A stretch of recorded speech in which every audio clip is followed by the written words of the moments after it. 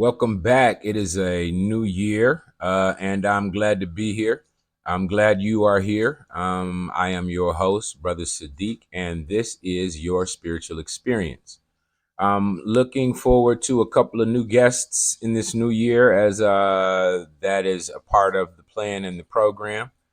Today, I wanted to talk to you about why I hadn't been on, what is going on with me, and some of the things that I've experienced and the education and lessons that I gained in the time that you have not seen me. So, yeah, as the host, I think it's always very, very important to be transparent with our own processes, especially when we're talking about the spiritual experience.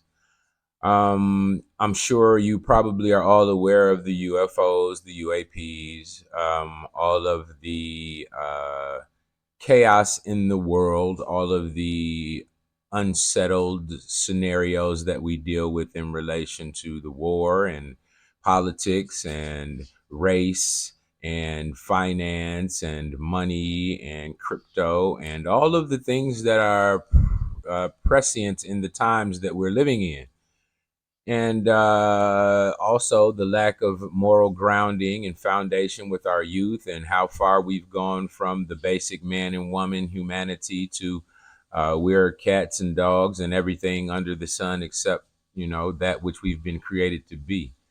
And so I think it's time for me to address what experience that I've processed through, like looking at all of that, dealing with all of that. And so I'm going to share a bit more about who I am and what this is all about.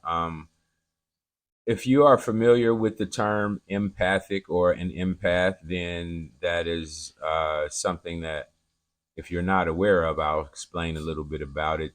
Talks about having this great capacity for feeling, for putting yourself in someone else's shoes, or extreme sense of compassion that goes beyond that which is normal, I would say, because um, the process that I just went through was related to my compassion and my concern and my worries and my view of the world that we're living in right now, right? So my worries were with the people, right?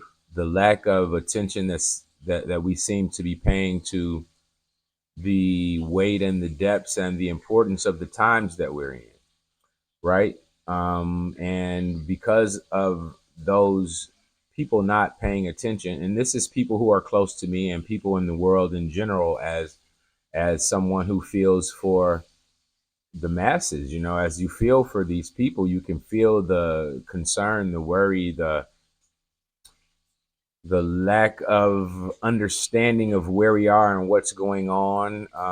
So many are unsettled in themselves about what to do or what not to do, or who to be or what not to be. And so uh, when you kind of put your feelers out, and that's what I've been doing, and I had to stop. I had to draw it back because the energies of the world are a little bit much, and I wanted to address what I was feeling and what I think the world is kind of going through, and hopefully I can give a kind word and a wise eye to what we're really experiencing. Okay, and so when you take on the weight of all of that, and I have, and that's what I was going through, and it made me wonder about what I'm doing here with this show, right? With my spiritual experience, and the intention and the goal is, like I said, to share the commonality of our spiritual experiences, things that I've had happen to me and things that I know other people have had happen to them, experiences that they have. I think if we talk about them, we'll find out that they're not as uncommon as we once believed, and that these are things that we share. Um, I have found this to be true just amongst my own personal circle. And so I assume it's the truth of the matter for us as a human species. And so that's why I want to talk about it. That's what the show is about. And at this time, I feel like there is a grand amount of unsettled energy in the atmosphere, definitely in America. And I don't know if it's global, but I will say in the communities that I've been in, and in the news and in the feed of all of the social medias, there is a far reaching, and I mean from both sides. I mean, you can go from oh my God, everything is falling apart, into oh my God, everything is coming into its most beautiful state.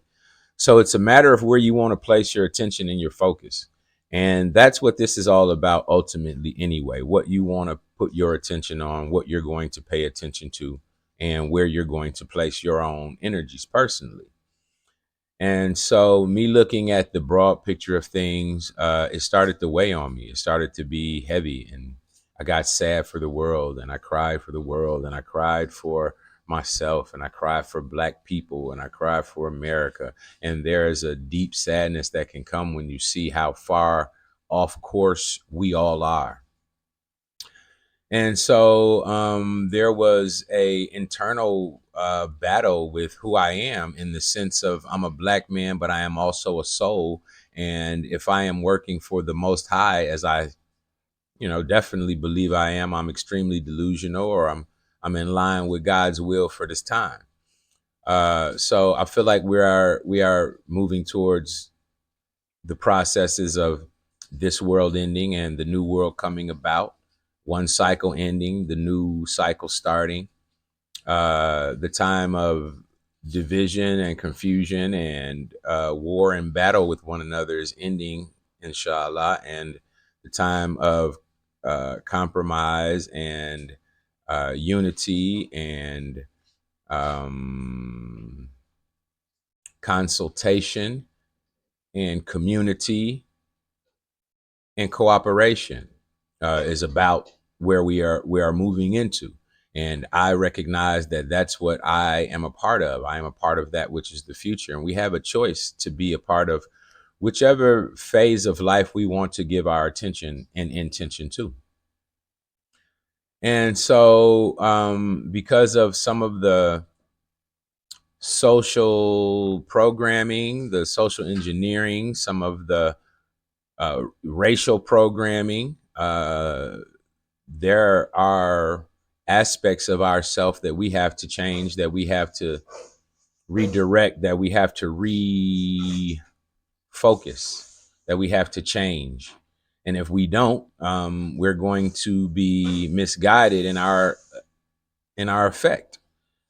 I'm saying these things because what I recognize is that when you look at the world, and you look at the world from the perspective of someone like myself, I feel like I am an ambassador for the kingdom of heaven that is to come. And I know that there are energies within each individual soul that is here, that is if you're alive in this very time, you have the opportunity to bring about your highest possible expression of life. So if we're talking about people reaching their fullest potential and the earth becoming heaven on earth and God's kingdom here on earth, it is ultimately about each individual soul becoming their fullest expression of life. God breathed life into each individual soul, whether it be the universe and this extreme science where we're talking about consciousness and your consciousness being part of a grander consciousness. All of this is relating to us reaching a higher state of being. Our ideas about ourselves, our ideas about who we are, our ideas about what we are in control of have been misguided, have been trained into believing that we are insignificant and powerless, and that we are broken from birth, and that we are not influential, and that we are not capable of changing what we see in our environment. And so many of us believe this. And a lot of us, I'm going to speak from the position of being a Black man in America. A lot of us have been trained into that due to the history of this country, and all of the obstacles that you have to overcome in order to be able just to express yourself clearly, comfortably, freely, without being um, ostracized, without being villainized, without being shunned. So, in a reality of the experiences of being a black man, but also being very much spiritually inclined and recognizing that our souls are universal and race is really not relevant, there was a dichotomy in me. There was a fight about, do I speak from the black perspective or do I speak from the spiritual perspective? And it was eating me up. And so I wasn't doing any videos. And so I had to process this through myself to understand it clearly before I could make another video and share some scarred perspective that would possibly go out into the universe. I believe we're responsible for everything that we say, the energies that we push forward into this world, and how we relate to others. Because if someone takes something that I say and they act in accord or off of what I say, I believe there is a portion of the responsibility of whatever they did falls on me, whether it's legal and all of that. We're not talking about the legalities of all of those things. I'm talking about spiritually. So I definitely like to be very careful about when I want to speak. When I want to speak is when I feel like I have something to say that is worthy of being said. When I'm in a state of transformation, or what some others might call alchemizing, spiritual alchemy, where I'm feeling emotions and I'm not settled in what they're expressing to me, what I'm should be gaining from it. I don't think it's a wise time to speak. Like, if you're angry, you're emotional, you're sad, you're this, don't make decisions from that space. You have to wait until there is a settled energy within yourself again, where you can be rational and logical and express the highest aspect of yourself. So I was not making videos because I was in what you call a spiritual funk, discerning whether I should speak from the perspective of a black man or should I speak from the perspective of a spiritual man. The reality that I am a black man and a spiritual man says that I would have to speak, to keep a sound mind, from the perspective of a black man and also from the perspective of a spiritual man. But the concern that I would have as speaking from a black man is the fact that there are those who don't see the injustices throughout history that has caused the black man to be in the position that he is in. The black woman, the black household, the black family, the black statistics in America are due to a social entrainment programming, uh, restraints put upon the history of our people. And you see now today the expression through the individuals that you see around you. And that is something that I believe is both spiritual and racial and social. And so I don't think that speaking about justice for black people in America is a separate issue than speaking about America and the fall of America and the only possible aspects of saving itself from total destruction. There is a matter of justice that is universal, that I believe all humans would accept as true if you gave them the details of our history here in America and all of the social dynamics that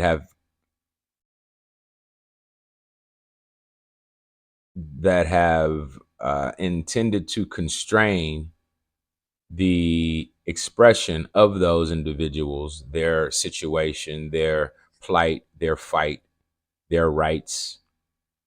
Then I think there is an imbalance in the mind of most of us. And being in America and being a black man and being about justice and righteousness, there is almost a social stigma for you to speak up for your people. And you can speak up for LGBTQ, you can speak up for Palestine, you can speak up for Israel, you can speak up for uh, gun rights, you can speak up for children's rights. You can speak up for all of the other causes that may be important in the world. But when you speak up for the rights of Black people in America, then you're instantly ostracized, or you're instantly categorized, or you're instantly judged, or you're instantly put into a certain perspective of maybe militant, or maybe a disruptor.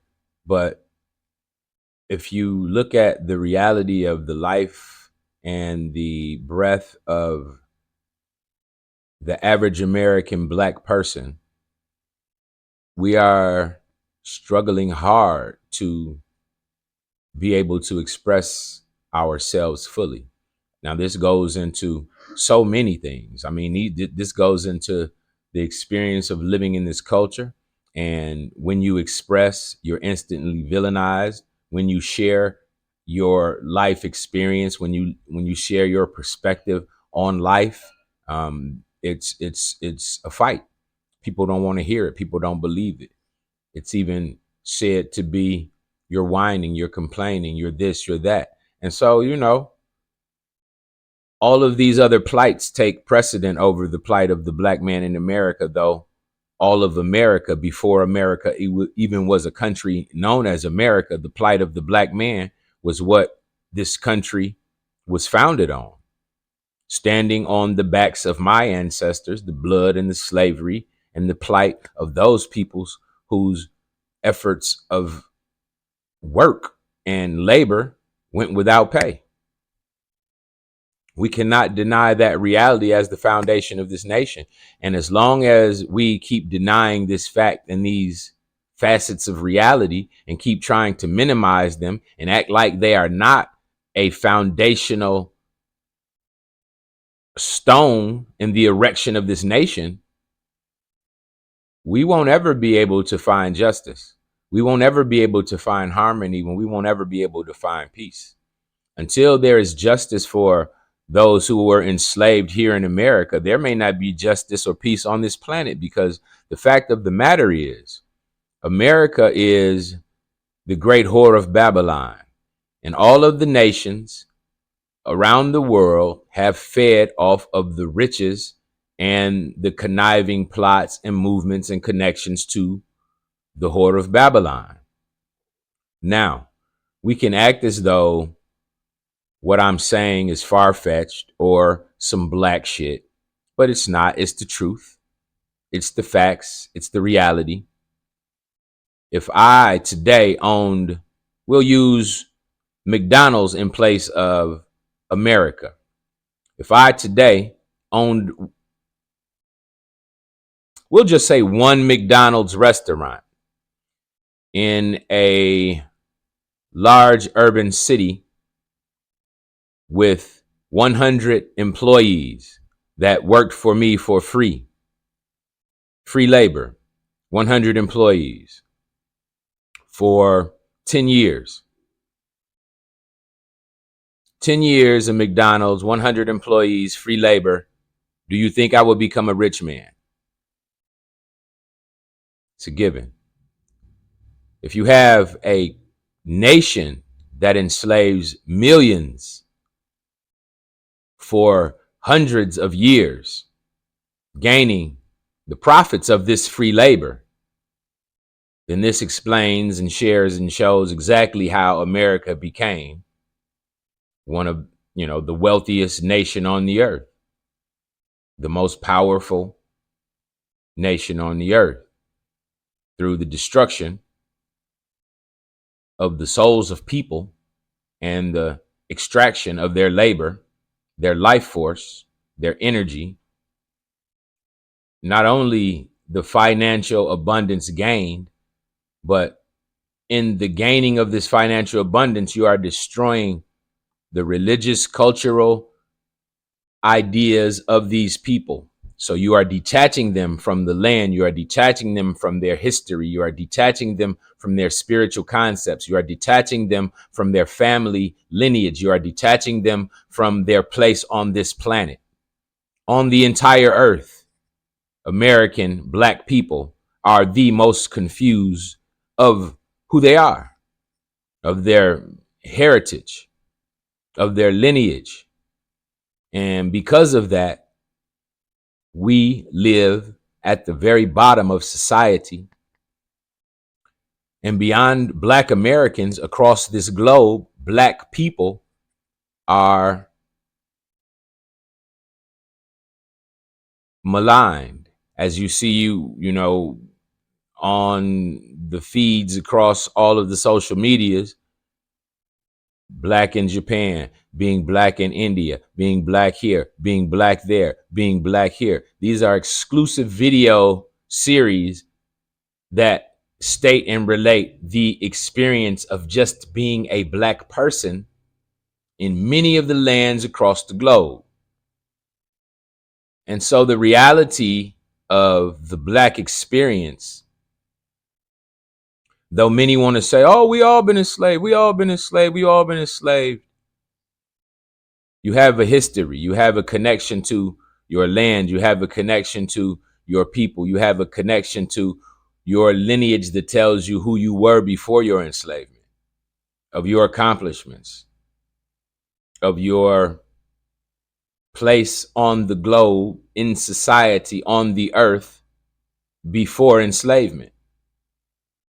Yet you say to America and American Blacks, there was no accomplishments in your history before slavery.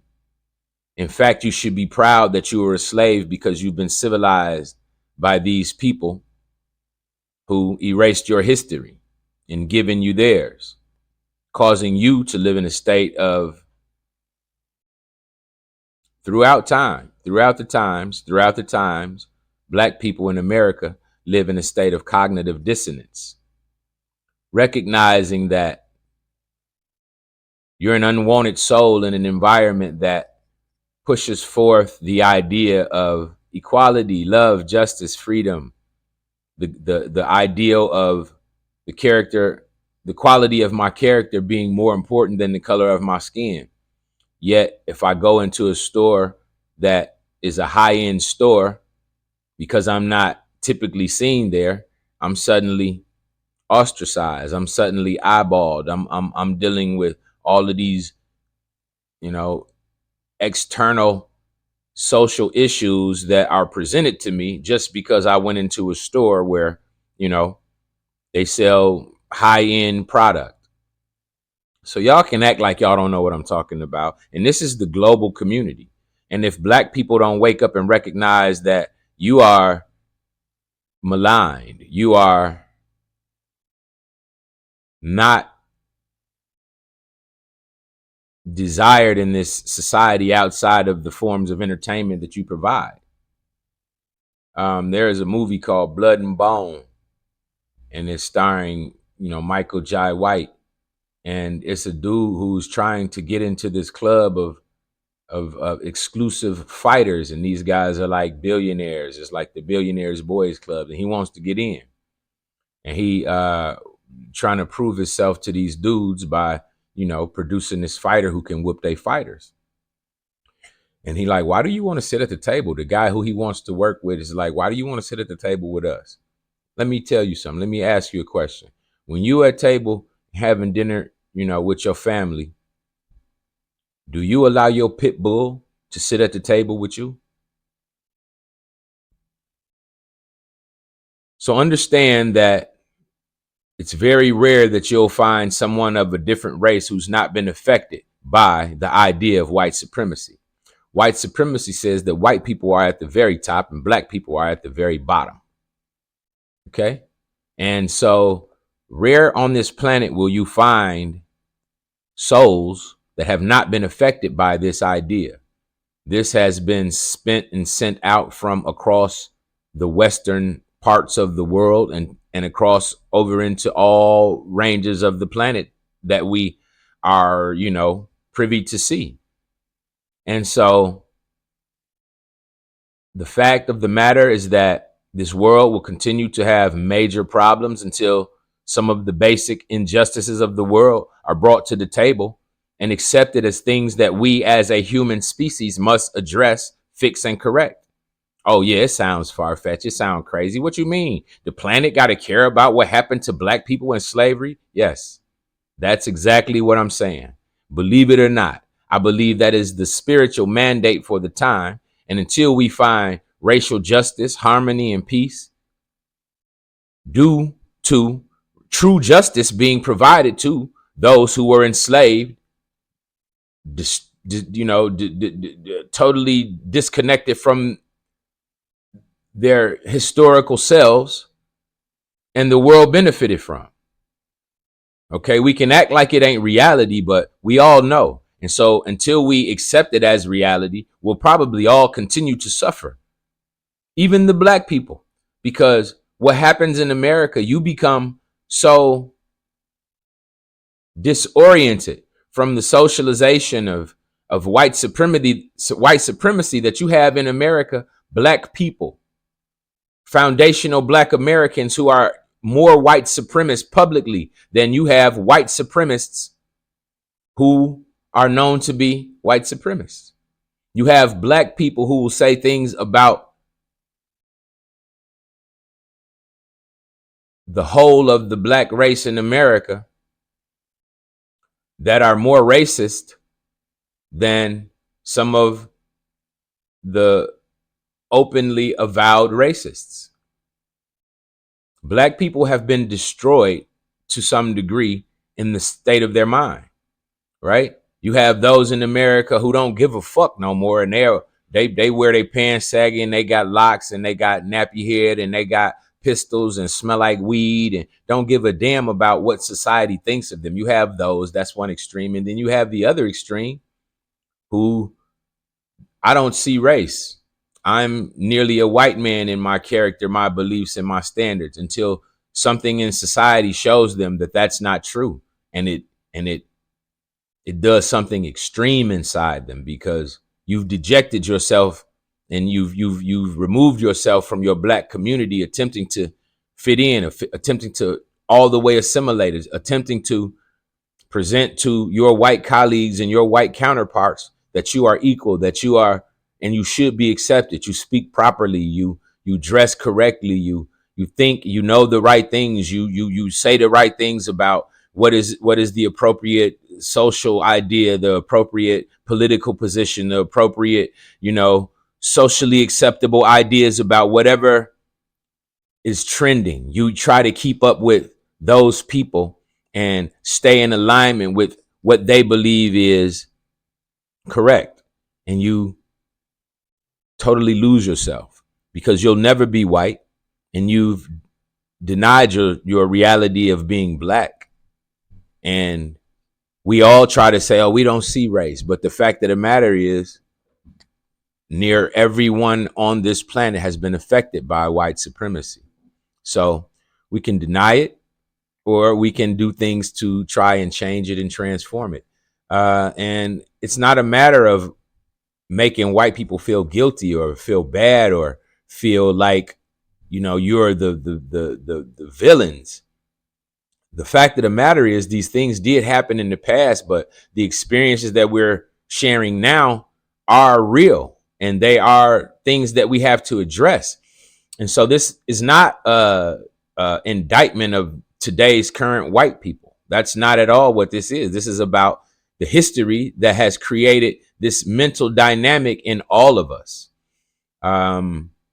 Like I said, the idea of white supremacy done damage to white people as well.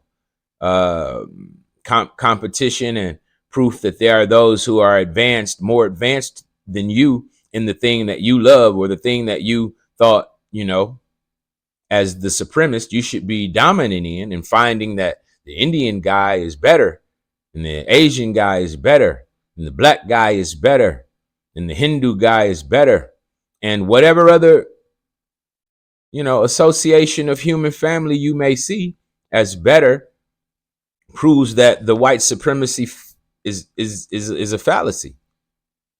And so this is about the soul supremacy. And the reality is, most humans on this planet have not been able to express their soul's true identity, the love and the expression that is in their spiritual self, to be expressed into the world, due to the fears of all of these social strifes that we have, you know? So that's what I wanted to talk about today. I hope you all can go into the new year expressing the truest aspect of yourself, the deepest levels of connection to that life that was blown into you in your birth, in those wonderful expressions of vision and idea and dreams that you have for this world, that you wanted to give, that you wish to give, that you imagined that this world was before you start getting programmed, before your mama or your daddy or your auntie or your brother or your cousin or your friend or whoever that other person was said, boy, you crazy. Nah, that ain't gonna happen. Nah, man, it's like this. This how it really is. Before all of those things start happening, you had a vision of this world being a better place than what the world has shown you it is.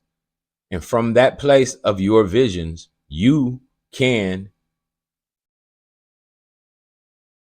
begin to affect change in your own personal life by perceiving and associating your newer reality, your future reality, to the highest self.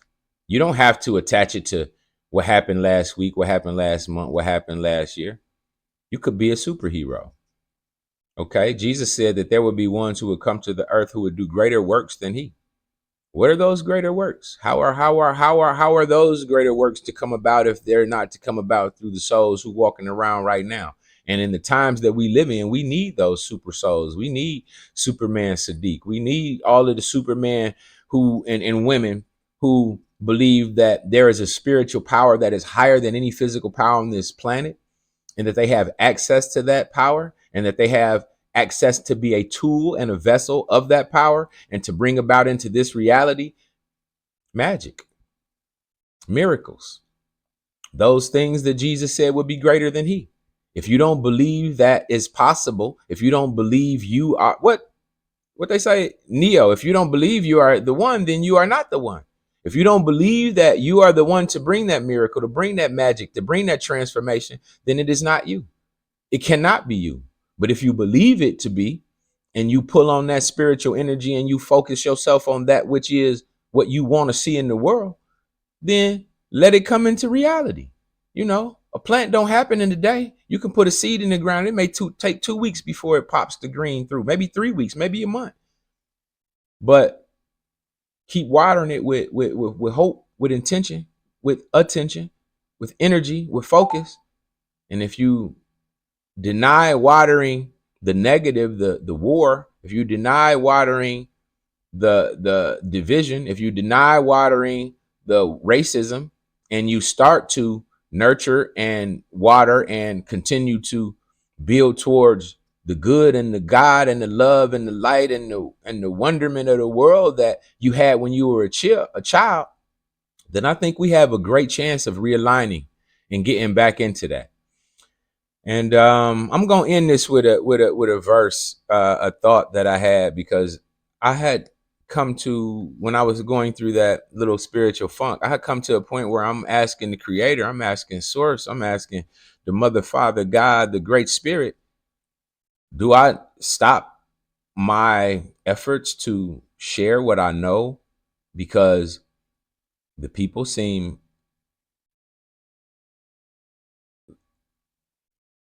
unconcerned, or because they won't really take to the truth of what I'm saying until the destruction happens, and then on the other side they'll be willing to listen? All of these questions came to mind about my task, my job, my purpose, my will, my life, my expression. And so I had to go back, like Too Short said, you know, when you feeling like you out of whack, out of balance, you know, you got to take yourself back to where you grew up. He said it in a more clever way. It's in a rap, but it always comes to mind. And so I had to go back, right, to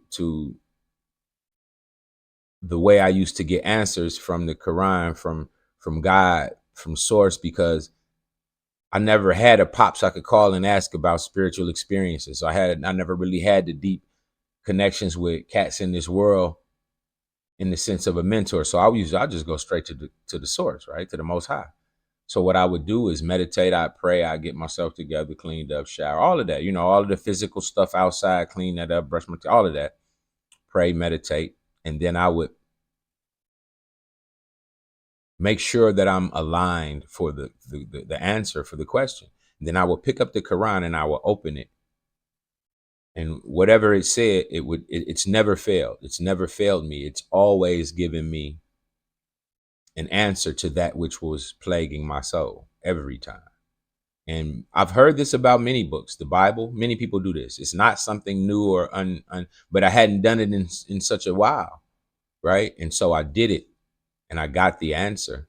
And I'm going to read it to you because I thought it was very, very timely, because it was a matter of how should I move in this time? Because this is the questions that we have. How should we be moving, right? And so because I went back and I did what I felt like I needed to do. This was the answer. It's Surah 13, Arad. And this is the Quran. I have the Holy Quran, the meaning of the Holy Quran, Abdullah Yusuf Ali. Okay. So I'm giving you the version of the Holy Quran that I am using so that you can see it. All right. There you go. All right. So I'm going to read you the whole page, but I'm going to tell you what was extremely significant to me. And I know this video is longer than usual, but I still needed to do it. For each period is a book, meaning the Bible, the Quran, the Torah, the Bhagavad Gita, etc., etc. Allah doth blot out or confirm what he pleaseth. With him is the mother of the book. Meaning, for each new revelation, a prophet may say, yeah, well, we don't use that no more. We're changing it. We're doing this. We're doing it this way. But at the core, the goal is still the spiritual growth, right? So Muslims don't eat pork. Christians did, right? Okay, there you go. Okay, so there you go. Those are differences, and those are dietary laws. Okay, so that um whether we shall show thee within thy lifetime part of what we promised them, or take to ourselves thy soul before it is all accomplished, thy duty is to make the message reach them.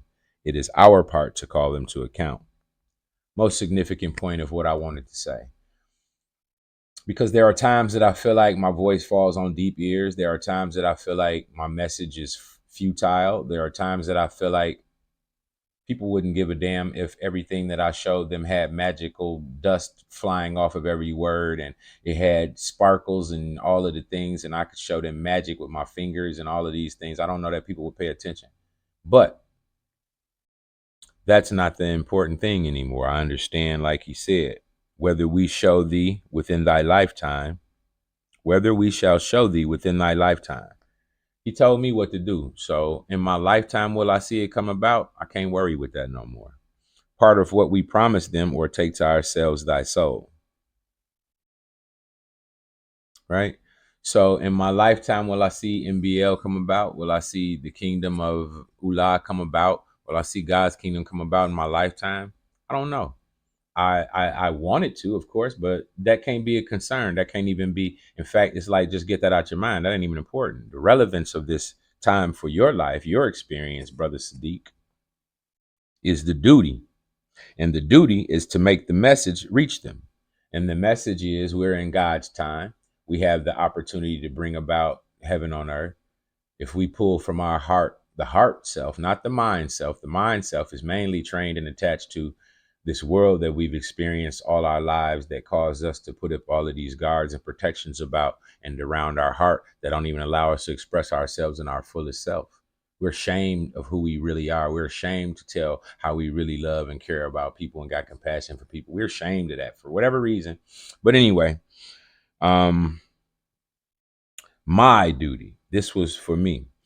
My duty is to make the message reach them. And so MBL, that is the 24-hour community center, beds, food, clothes, tutors, mentors, everybody from every high spiritual, elevated form of teaching these things to our youth in the future, that the future may go forward with the highest forms of wisdom, because our babies was raised at the highest levels of knowledge and they just can grow with it.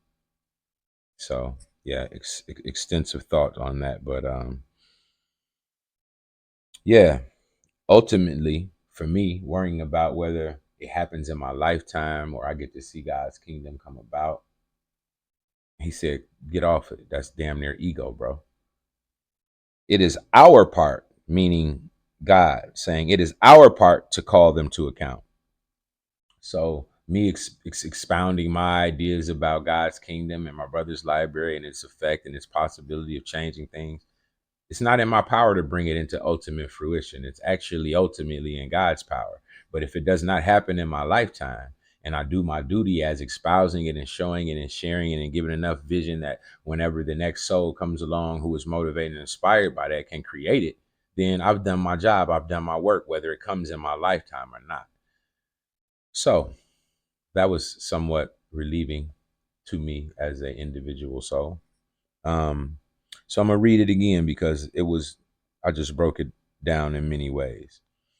Whether we shall show thee within thy lifetime part of what we promised them or take to ourselves thy soul before it is all accomplished, thy duty is to make the message reach them. It is our part to call them to account. So I will continue to do my job. Uh, and hopefully be able to share enough with enough of you individual souls that you recognize that living from your heart space and living from your most compassionate character and living from the highest vision of yourself. Like, this is what I'm saying, man. Envision yourself as a superhero. Envision yourself as a superhero with superpowers to do super things that would change the world in an immediate snap, right? Is it possible that you have superpowers? If you can't see yourself as having superpowers, you can never have superpowers. If you see yourself as one who can lay hands on someone and heal them, you applying your spiritual gifts, talents, energy, efforts, intention, prayers, meditations toward expressing that aspect of reality, it can happen for you. If you never believe it's possible, then it's not something you could ever do. But the fact of the matter is, we've all seen instant healings. We've seen people do what looks like magic. We've seen people levitate. I've seen people melt snow without heaters. I've seen things that seem miraculous for a human being to accomplish, whether it be on TV, whether it be in my own presence. I've seen things that lets me know there are capabilities that the human being has that we've not tapped into, that we have not expressed. And so I, as an individual, pray that I'm able in my lifetime to express fully all of the gifts, all of the talents, all of the lights, all of the love, all of the visions and intention and power that is placed in me by the life of the creator that breathed life into me, that it all gets shared out into this world before I get out of here. And that my effect in your life and every other person's life is positive and it is good and it is growth and it is development and it's transformative, something of a better experience than before you met me, than before you heard of me, before you ever crossed my path or just saw me on a bus or in a car traveling. I wish that my expression into this universe be good, be positive, be love, be light, be full of what the creator put in me, fearlessly expressed into this reality, barring all of the matrix and its bullshit standards,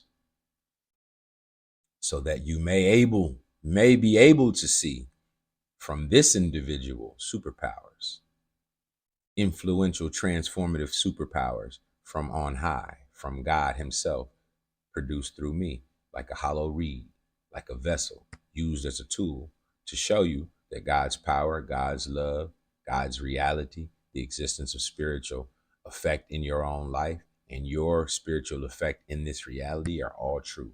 Not for my ego, but to show you that we as humans are now moving into God's time.